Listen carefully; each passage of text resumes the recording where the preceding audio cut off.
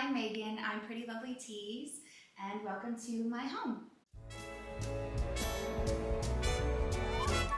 Snowflakes are I adore hosting for the holidays. Hosting is just something, it's like water to me. I love it. It comes pretty natural. So special to have people come into your space, and especially whenever you kind of go just slightly above and beyond for that person or those guests. I always enjoy going over to someone's home and it feeling as though they just went that extra mile for me. This is a tradition that they do over in the United Kingdom, Christmas crackers. I, of course, learned this from my family there, from my husband.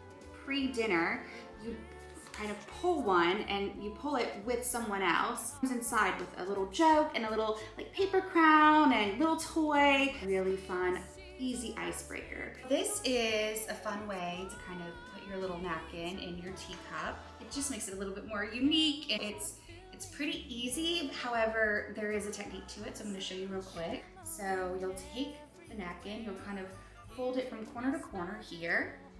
And then we're gonna fold that corner inside so you kind of get less of that seam, that edge.